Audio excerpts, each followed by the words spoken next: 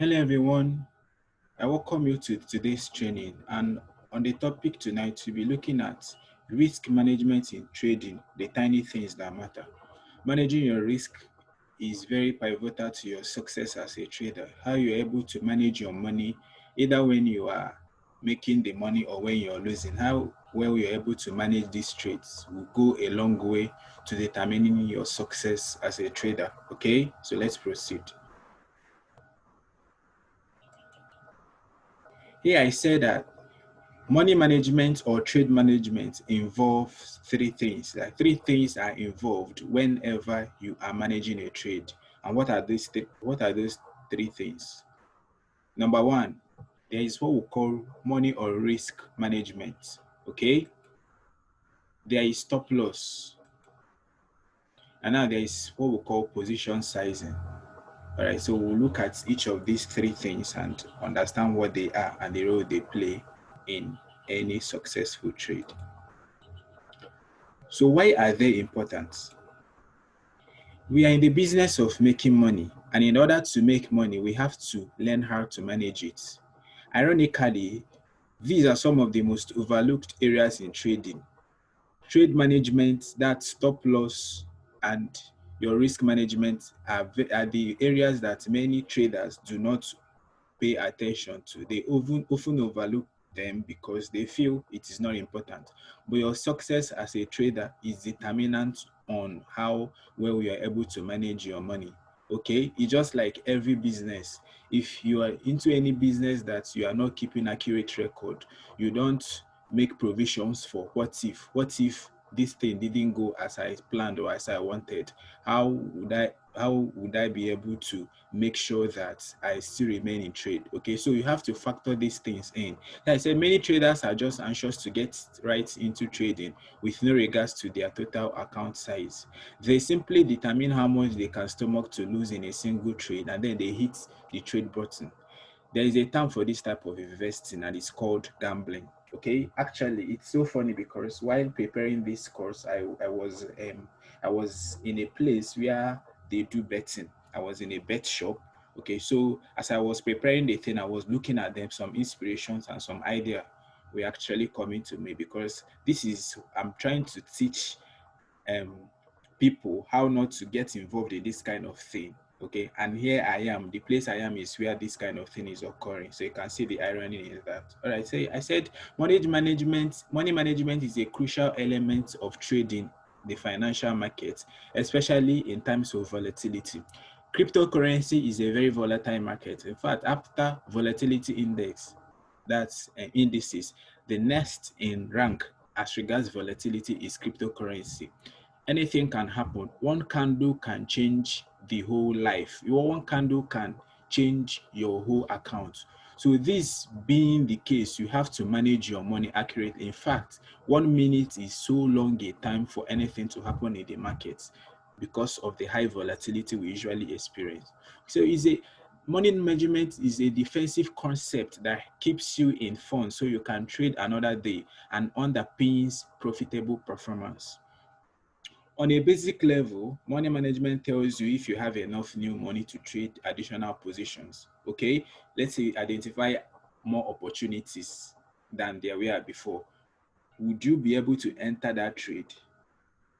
This is what money management helps you to do.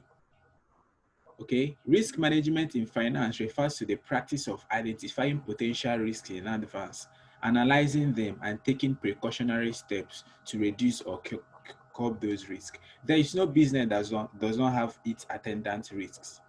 There is no human endeavor, even eating, working hard, they all have their own attendant risks. Okay, so by the time you're able to, know that such kind of risk will occur, you have to put structures or facilities in place that will help you to mitigate against such risks. Okay.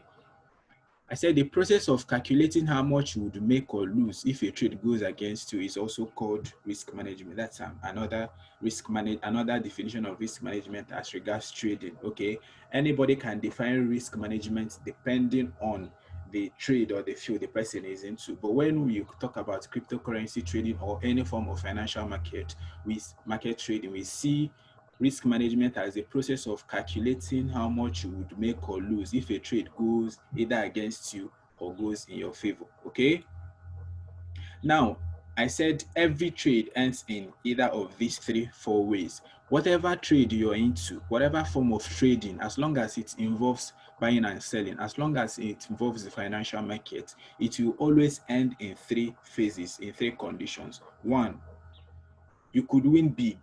You could enter a trade with a very small capital and you make a killing from the market. That's you've won big. Two, you could win small. You could enter a trade with, let's say, a good capital, but you didn't make such a killing. Let's say a trade you entered with $1,000, you made a profit of 2%. Okay, that's like, okay, 2%. That's okay. That's profit, but that's not really profitable enough, so to say. Okay, so that's winning small. And then you could lose big. You could enter a trade with $1,000 and then you lose everything, or maybe you lose like $900 or thereabouts. That's a very big loss. Okay. And then alternatively, you could lose small. You could enter that same trade with a $1,000 account and you lose 2% of it. So your ability to manage your trade will go a long way in determining how well or in which of these four conditions will fall into as a trader. Okay. So let's proceed. Here I said at the end of every trading day, congratulate yourself if you traded your plans, even if you lost money. That is how you become a disciplined trader. The truth is that there are times when, even when we must have, okay, put all precautionary measures, when we must have observed all the rules, crossed our T's, dotted our I's, but then the trade goes against us.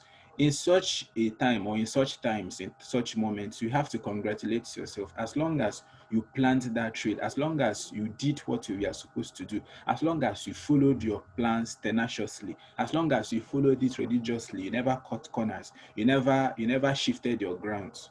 Okay, even though yes, Bruce Lee said you should be water. When you put water in a cup, it takes the shape of that cup. You put water in a pot, it takes the shape of that cup. You pour water in your palms, it takes the shape of your palm. You be water, be fluid, be water. Okay, so the same thing also is applicable to trade. There are times when the things you saw or the things you thought you saw initially will become invalidated. And now that is when we talk about losses in trade. So when those things you saw or you thought you saw initially become invalidated, how well are you going to still stay in the trade?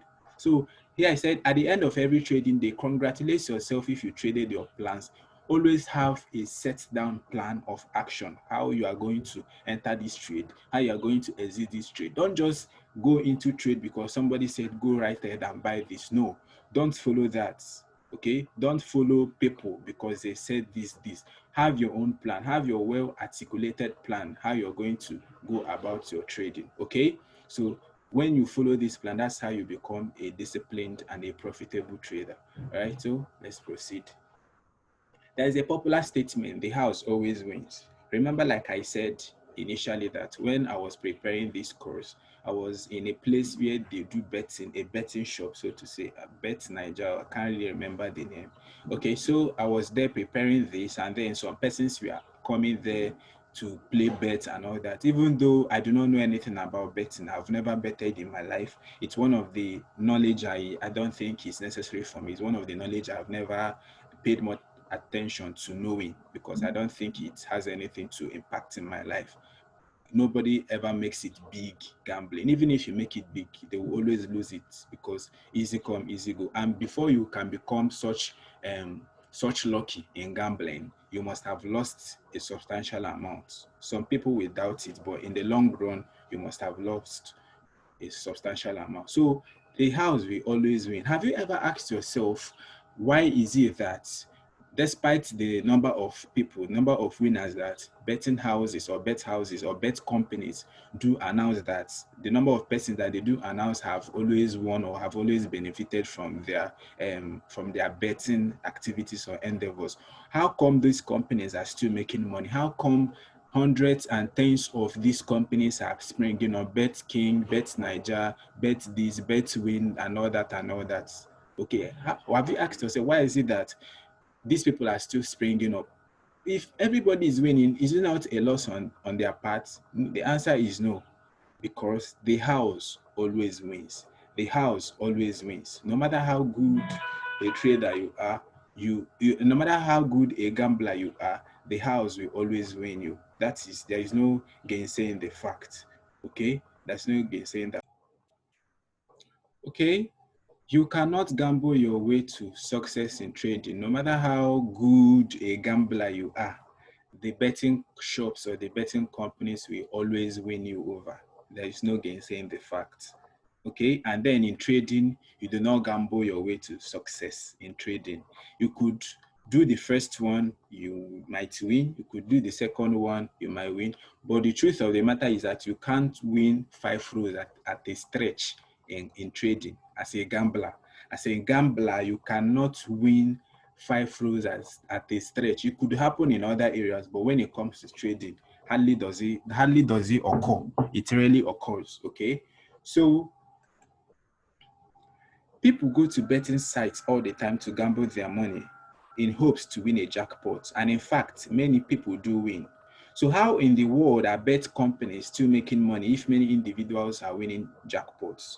The answer is that while though people win jackpots, in the long run, betting sites are still profitable because they're raking more money from the people that don't win. This is where the term "the house always wins" comes from. Okay, no matter how good, no matter the number of people, no matter the number of winners that a betting site, a bet company records, they themselves, the company will always be higher when it comes to profitability. Because let's say like about 100 persons play bet with, let's say, 100 naira or $100, as the case may be, $100. Okay, 100 persons played a bet with $100. Okay, and then if you do the mathematics, you should be having like that's $10,000. 100 persons playing a bet with $100, that's like $10,000. Then now after everything, like one person comes and win, let's say $2,000 with $100, with he plays with $100 and now wins $2,000. Of course, he'll be happy, he'll be rejoicing that he put in $100 and he's winning $2,000 or thereabouts. That's the thing. But if you check the mathematics, you discover that the company still has made a profit of $8,000. So that is the rationale behind it. That is the ideology behind it. The house will always win. So this is where the term "the house always wins" comes from. Okay. Here I said it costs more to break even. Anytime you encounter a loss in your trading exercise or your trading adventure, it will cost you more for you to get back to that your initial capital. How do I mean? Now, let's say you have a $200 account, and in that your $200, you lose $100 from it. So by percentage, you've lost about 50%. You could say it's very simple. Okay. Now, what percentage of that your $100 that you've lost do you think you have to make in order to get back to your original $200? The truth of the matter is that it is not 50%. Remember, what you lost initially was 50%. You lost 50%. But this time, for you to get back to break even to your initial capital, you don't need 50%. Rather, you'll be needing 100%. Again, you'll be needing 100% of your $100 to get back to your original $200 capital. So this is called drawdown. Because you've encountered this kind of loss, is called a drawdown. So for this example, would have had a 50% drawdown. You now see the reason why you should not always be happy when you are on a losing streak, and this is why it is very necessary that you put your trade and risk management in place. Okay. Now, you might possibly not encounter such a loss, but what if you do and it happens to about 2, 3, or 4 of your trades in a row? Would you still be in the market? That is a question you should ask yourself. If you keep losing 50% of your trade, and it happens for like 4 consecutive times, do you think you will still be in that trade?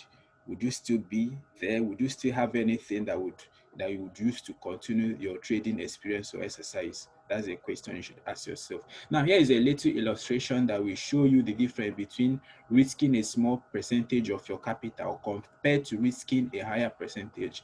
These are two graphical illustrations. Now, somebody is starting with a capital of 20, two persons, two traders actually started trading with a capital of $20,000 each. Now, in this person per trade, he's entering it with 2% risk. He's taking like 2% risk on each trade. Okay. Now, this very person is taking 10% risk on each trade. Now, after everything, they carried a series of like total of 19 trades. Each of them carried out a total of 19 trades. Now, if you keep on checking the losses, you will discover that at the end of this 19th trade, the person that had a capital of 20,000 will still be left with $13,900 because he reduced his risk. He's using like 2% of his capital to trade. Now compare this with the person that is risking 10% of his capital on each trade. At the end, you will see that he will be left with $3,002. That's roughly $3,000. So in the long run, you discover that this very person still has an upper hand more than the person that was risking 10% of his capital per trade. So you see the reason why it is always good for you to manage your risk very well. Even let's say they didn't get to 19 trades. Let's say they stopped at 5. This person that used 2% of his capital will still be left with $18,447. Now compare with the person that was risking 10% of his trading capital, you'll be left with 13,122. So you can see the difference. So this is why you should avoid drawdown. You should avoid drawdown. There is what we call risk of ruin. Risk of ruin is a situation, a process whereby you are taking a risk that is not calculated, as such that if it goes against you, you would lose everything you have. It's a popular statement by Naval Ravikant. In anything you do, avoid the risk of ruin. Okay, let's say somebody is an armed robber, or is an armed robber.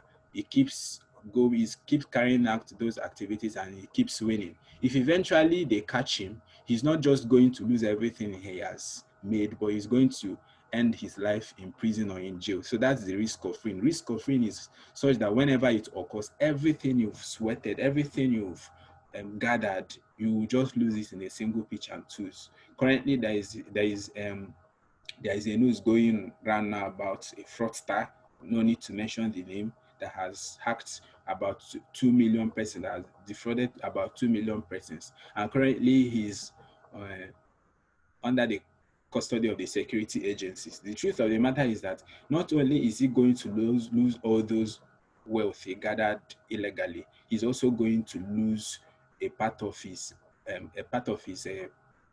life.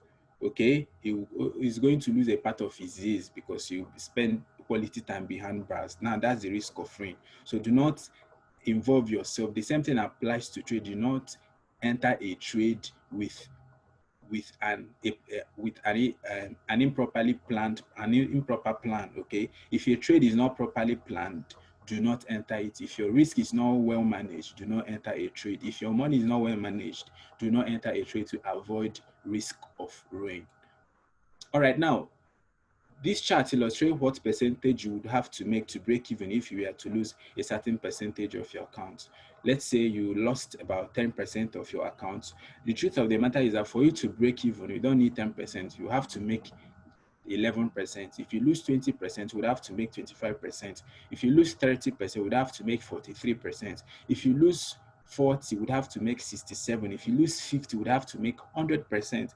If you lose 60, would have to make 150. 70 should be making 233%.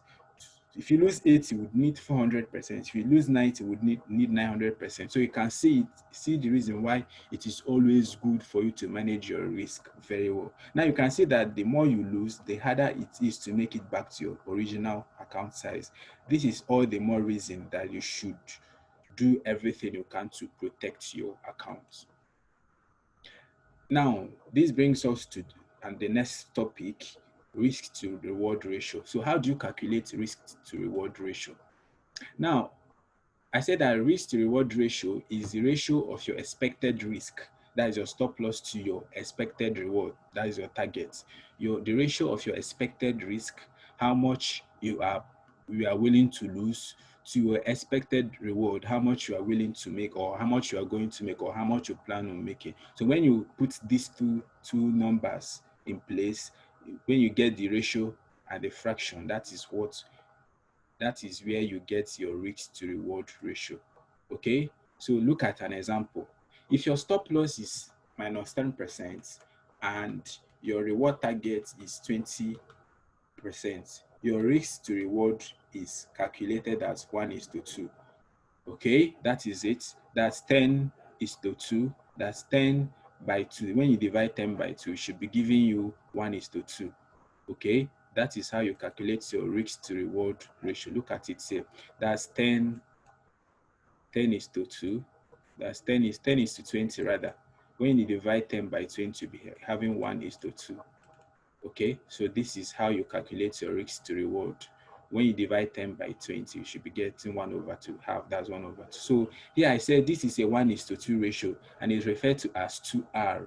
The value of R changes as your risk to reward ratio changes. What do I mean? If let's say in a trade, your stop loss is at, let's say, 10% also, and then 10%, okay, 10%, and then you are looking forward to making 30%, your profit, you're looking forward to making a profit of 30%. Okay, so when you do the risk to reward ratio, you should be having 1:3.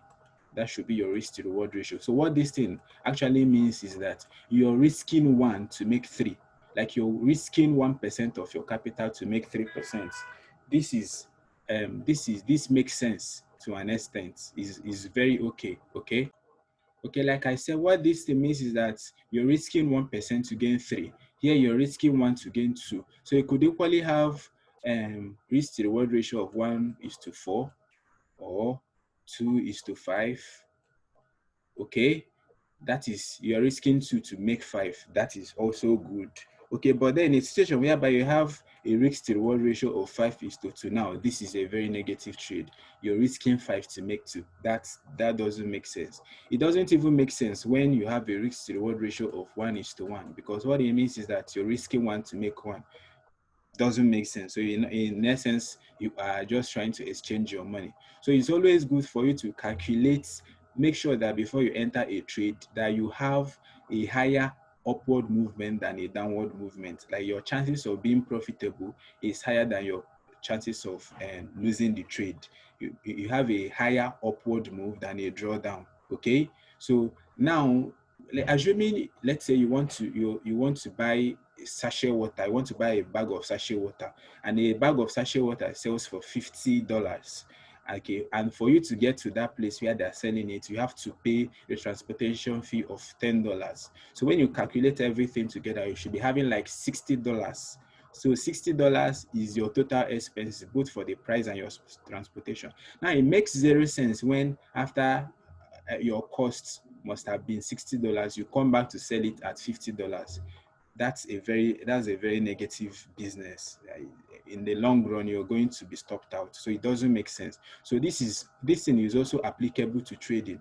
Most people make the mistake of not factoring these things in when they are trading. Okay, they don't factor it in when they are trading, and as such, for instance, let's say for any trade you're carrying out in an exchange, anytime you're carrying out a trade in an exchange, you are usually charged some trading fees. But unfortunately, many people do not know this. They don't consider it before carrying out that trade. So let's say they entered the trade and made like 1% profit. Your profit in that trade is not 1%. It's less than 1% because you paid for transaction fee, you paid for buying, you paid for selling. There is both taker fee and maker fee. So these things, you have to factor them, you have to consider them in every time you are carrying out a trade. Okay. So I said, look at the case of crossing a river. Okay, the case of crossing a river. Okay, now consider the case of crossing a river with two boats, A and B. Okay, and let's say both A has a life jacket and boat B doesn't have a life jacket. Which of these boats do you think you should enter? Which of these boats do you think is safer for you? Of course, boat A that has a life jacket. So the same thing is also applicable to trading. Before you enter a trading, make sure your risk management is in place. Make sure your risk to reward ratio is in place and it makes sense. Okay, so this is your life jacket. It's your life buoy in the sea of trading. Okay, is your lifeguard in the sea of trading. Stop loss. Now, what is a stop loss? Now, a stop loss is a trade technique such that if a trade closes at an agreed percentage loss and the market moves against you, okay, a stop loss is a trading technique as such that a trade closes at a certain or at an agreed percentage loss if the price moves against you. Okay, so stop loss helps you to stay out of the trade if the price goes against you. Stop losses are usually set prior to the time and are usually set a little below the strong support line for longs or a bit above the strong resistance points for shorts by using the indicator called ATR, that's the average true range. So how do we do this? Let's look at our favorite cryptocurrency exchange, that's FTS. Okay, now we should be looking at let's say BTC USDT. Okay, this is the one we want to use for our analysis right now. How to use ATR and how to set your stop loss on a trade. Okay, now let's say currently we have let's just have these hypothetical figures of our support and resistance. Okay, let's say in this trade now, let's say this is our resistance. This is our resistance. Okay, from here, remember resistance is a zone and not a point. Okay, this is our resistance.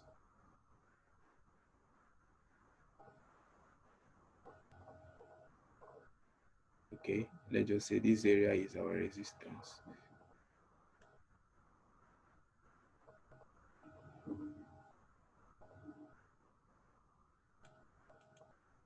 Okay, this is our resistance. Okay, and then for our support,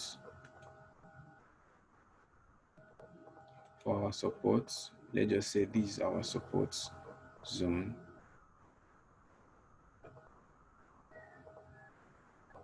Okay, this is just a hypothetical calculation, so to say. Okay,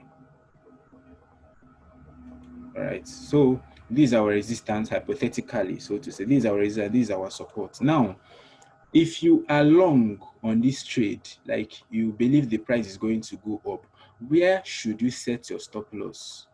Where should you set your stop loss? The place where many persons come to set their stop loss is at the support zone, but that is not wrong, because the support zone is usually the place where alternative energy, alternative force, okay, will come to move the price upward. If you set it just at that exact support line, you're making a mistake. Okay, because the price might just come and hit it immediately and move. Okay, look at what happened there. Assuming this person used this place as a stop loss, okay, he entered the trade and put it at a stop loss. Look at what happened. Price came, even though yes, it went below, but what happened next? It moved up. Okay, so backdate this trade to the previous ones that have occurred. Okay, the person put it here. Let's say the person put his stop loss here. Okay, and what happened? It hit it, just touched it, and then moved up again. Okay, so it is not always good for you to put your stop loss immediately at the point of your support or at the point of your resistance, because these two places are where alternative energy or alternative force usually comes to push the price in the opposite direction. So how do you put your stop loss? Look at there is an indicator called ATR. ATR is one of the things that helps me to know where I should be putting my stop loss. That's average true range. Okay, how to use the ATR is very simple. Okay, this is the ATR and I just set it the way I normally use it for myself. Okay, I just put it at the length to be, I make the length to be 20. make it 20. Okay, I make it 20. Okay, I make it 20. So if you check here now, the ATR is at what? Is at minus, okay, look at it, is at minus 35.9404.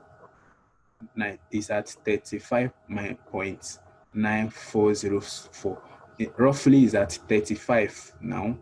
Okay, let's just say it's at 36.6740. That is the current price. So for me to know where to put this, my stop loss, I am going to minus 91 from this. I'm going to minus this 36.6 that we got initially. I'm going to minus it from this price, from this $9,100, and then whatever it gives me should be something around here. That should be my stop loss. My stop loss shouldn't be at this $9,100. Rather, it should be when I minus this value, the value I get here, when I minus it from this support price.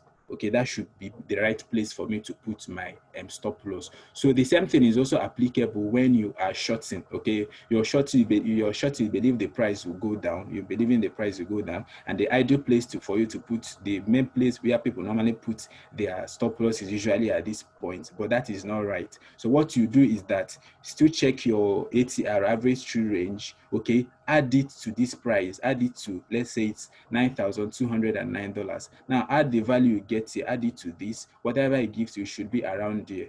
Okay, it should be around there. Because why? It's possible for this price now to get here, maybe it gets here and then it starts coming down again.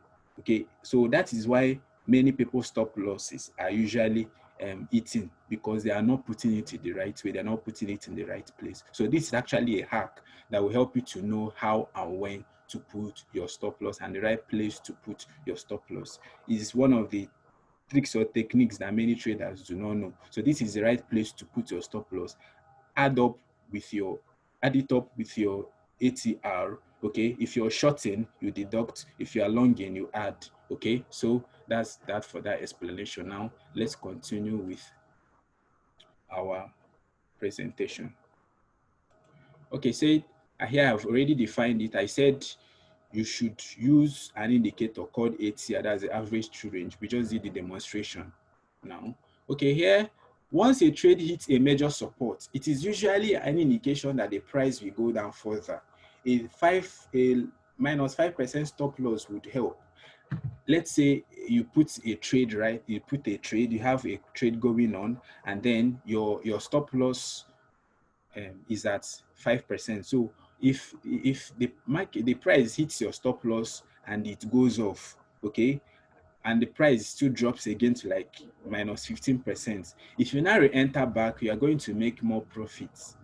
Okay, so that's just the point I was trying to make. If less than a minus 5% stop loss would help. If the market went down to minus 15% and you re-entered, you would recover your losses and make more profits as it goes up. Okay, so this is the reason why it is always good to use a stop loss, and we've shared the technique to setting a good stop loss. Okay, now what is position sizing? Yeah, I said position sizing is an important part of risk management.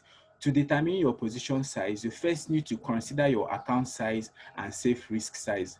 Let's look at an example. Let's say you have a $1,000 account. Now, you ask yourself, how much of these accounts can you lose and not feel sad? Let's say just $50. So that means you can lose 5% of your trading account size. You can lose just 5% of it and not feel bad, which is $50. So the next thing is to look at the trade setup. Is this trade long? Is it a bullish? Is it a bullish setup? Is it a bearish setup? Okay, look at the setup of the trade. Now you ask yourself, where is my stop loss according to this trade? Where should I be putting my stop loss? Now let's say you're putting it at less than 10%. Now for you to calculate your position size, the formula is your account size multiplied by your risk divided by your stop loss. Your account size, let's do the mathematics together. Your account size here is $1,000. $1,000. Now multiply it by your risk. What is your risk here? Your risk is 5%. Multiply it by 5 and then divide it by what? Divide it by your stop loss. Your stop loss here is 10. Okay, so if you do this together, 0, 0, 0 cancel, 0, 0 cancel. So 10 times 5, 10 times 5, that, okay, 100, this $1,000. Okay, sorry, your stop loss, I made a mistake. Your stop loss is actually 10 and not 100. It's a mistake. Your stop loss is 10, okay, and not 100. Let me,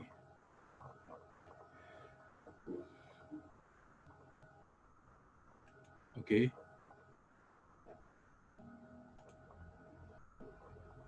Oh, sorry. This thing is, okay. Your your account size is $1,000. Okay, you're willing to risk 5% of it, and your stop loss is 10. Okay, so when you do this by this cancel this, you'll be left with 5 by 100. That's 500. Okay, that's like 500. So what it means is that your position size in this trade is $500. So on no account should you be using anything higher than $500 to enter that trade. On no account should that occur. On no account should you use anything greater than $500 to enter that trade. Now let's see how this thing will help you in the long run. Okay, now in this case, if I took this trade with $500 and I had 10% drawdown, I would lose only the 5%, which is the amount I can comfortably lose. Okay, I would lose only 5% because 5% of that my 500 of okay, I had a 10% drawdown, so 10% of 500 is just $50. So have you seen the mathematics behind it? I traded with $500 and now my stop loss is at 10%. So if I eventually lose that 10%, what I'm already losing is $50. That's $50 out of my initial account size of $1,000. Okay, so you can see the calculation behind it. So in this case, you have a higher draw, you have a higher upward move. Okay, you have a higher, your capital is $500. You just put your stop loss at 10%. You have a higher risk to reward ratio. You have a higher, yes, risk to reward ratio. You'll be making more with little. You'll be making more with a little, and you equally be losing small if the trade eventually goes against you. Okay, so that is why it's always good for you to know your position size, calculate it very well before entering any trade. Okay, let's proceed. Now, I said here you should always have a game plan when trading. Always have a game plan when trading. You should ask yourself these questions. What is your identity as a trader? What kind of trader are you? Are you a scalper? Are you a short-term trader? Are you a long-term trader? Yeah, I said all traders should have one. Are you a scalper? Are you a day trader? Are you a swing trader, trend, long-term investor? So it's okay if you trade more than one style. Myself, I just trade two. I have just two types. Okay, that's my kind of trading. I'm a scalper and I day trade. That's just my strategy. Okay, so you should have one or two. And as you do that, try to specify it in your plan and not week to week as you trade. Put it down in writing before you enter that trade. Tell yourself, this is kind of trade that I am, and this is what I'm going to do in the market. This is what I'm looking forward to doing at any point in time. So also ask, are you a long only or a short only trader? Are you the trader that's only interested in shorting? You only enter a trade when you see there is an opportunity for you to short, or are you the type that only enters the trade when you see there is an opportunity to long? Okay, or will you trade both long and short? Okay, this is a question you should ask yourself.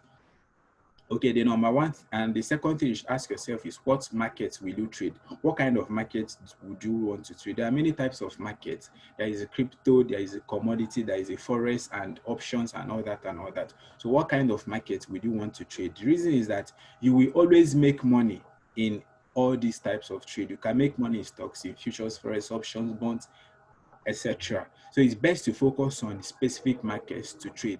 This is why when people ask me why I don't trade forex, of course I trade forex, but I don't identify as a forex trader. I could trade forex like once in a month, but I can be trading crypto. at least once in 2 days, but I can trade forex like it could just be once in a month or once in 2 months, only when I see a very good risk. So I'm more of a cryptocurrency trader than a forex trader. So because no matter what kind of trade you are doing, there is still a possibility of you making money. The main thing is to know what you're doing. Okay. The next question is what strategies will you want to use? What strategy would you want to be using as you trade? Okay. So keep it simple. Pick out a few key systems and stick to them. A trader can be successful with only one trading strategy. I believe it is important to keep a few that you use. Keep the rules as simple as possible. So the next question you should ask yourself in your plan is what is your exit strategy? What reason would make you to exit that trade? Remember, like I said, every trade will always end up in two conditions. So like I said, every trade would always end up in four conditions. Either you win big, you win small, you lose big, or you lose small. So what is your exit strategy? Because exit strategy is all about what happens if I am wrong. That is what stop loss does. Stop loss helps you to checkmate what will happen if your trading idea is wrong. Okay, here I said there are two parts to this. You need an exit strategy when things are working and when they are not. First, you need to make sure you protect your downside on each trade. Stop losses should be used every single time, no matter what. Your parameters on how you set your initial stop loss should be set in advance, not as the trade is going on. You should set it in advance. This is what you have to do this for the trade going against you. Okay, and secondly is how you take profits. Have a specific way of locking in your profits. Maybe you could be using trailing stops. So whether it's a specified price target or by using a trailing stop loss, make sure this is determined before a trade is put on. If you try and decide when you should take a profit when you're already in a trade, your emotions will take over. It's very much possible. You're winning and your emotions will take over you. You're losing, your emotions will take over you. So fear of a winning trade becoming a loser, or greed of wanting to make more money will impact your decisions. So that's why it's always good for you to have a predetermined point where you would exit the trade. So your goal is to trade with as little emotion as possible. So have your exit strategy first set before entering a trade. Okay, here I said you can equally include anything else in your game plan that you feel is important to your trading success. Okay, so these are just random tweets or advice I gave out when it comes to trading. Just random, so a couple of advice I put on my Twitter page. You could check it out. Okay, so let's look at some of them. Here I said no market trends all the time, no range sustains all the time, no strategy works all the time. That's why you manage risk all the time. None of these things work all the time. That's why you should always make sure you're managing your risk all the time. The amateur investors ask themselves, how much can I make with these investors? The professional investors ask themselves, how much am I willing to lose to make these profit targets? Control your risk, return will come soon enough. So I don't know if you got the sense in this. The amateur investor will ask himself, how much can I make with this investment? The professional investor will ask, how much am I willing to lose to make this profit target? So a profitable trader will be more concerned with how much he's going to lose. So that is where your risk to reward ratio comes in. So the professional trader is more interested in his risk in a trade, but the amateur is only interested in his reward. But your emphasis or focus should be more on your risk. Okay. Are you always worried about liquidation because you use the high leverage level? This is my method. Here is what to do. Since you've already entered the trade, carefully monitor it to do at least 1%. Sell off immediately and come back to put another buy or sell order with a lower leverage. This is the method I used. Okay, you can follow me on Twitter, Crypto Solo. Okay. One tip I give to a fearful trader is to trade smaller. Keep reducing risks to your comfort level and slowly work your way up. Rome wasn't built in a day, and it's the same thing for your trading accounts. Don't plan on doubling your account in 2 days or 3 days. It doesn't work that way. Doubling of an account is a gradual process. You might do it, it could work for you in 2 days, you could double it in 3 days, but in the long run, that's not good. That's not good because you're exposing yourself to a very high risk. Okay. Are you uncertain about what the market is going to do? The right thing to do is not to do anything. Sometimes not taking a position is the best position. Is the price in mid-range? Do you have an increased risk of being stopped out of the market? The right thing to do is for you to close sooner. If you see that the market is going to go against you, you're going to get stopped out, the best thing for you is to close sooner. It's better for you to lose 1% than losing 100%.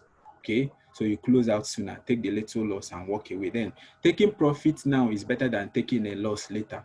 It is better to go to bed with an account value untouched than going to bed with that account value lower. Going to bed with account value untouched is better than going to bed with the account lower.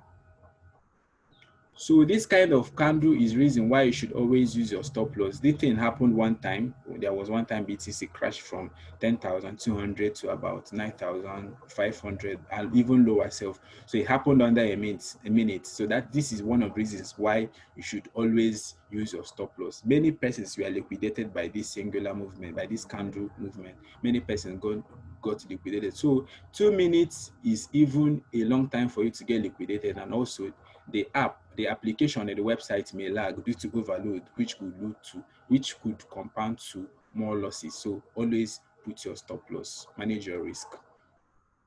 Now, some trading lessons. Potential loss is more important than how much you can make. No matter how sure you are, things can go wrong. Good outcome doesn't mean it's the right choice. Bad outcome doesn't mean it's a wrong choice. If you risk more, nothing can destroy you. Some of the scariest trades I've ever taken were those I traded with above 100% leverage. Although some turned out fine, but I'm never going to try it again because that's not trading, that's gambling. So thank you so much for making our time to watch this video, and please kindly subscribe to the channel. And if you have any question, maybe you want if there's a topic you want me to treat, kindly drop it in the comment section. Please comment your observation, your likes, and you can share this video to as many of your friends as possible who do not understand how to manage risk. So I want to thank you for making our time to be here, and I will see you in the next video. Thank you.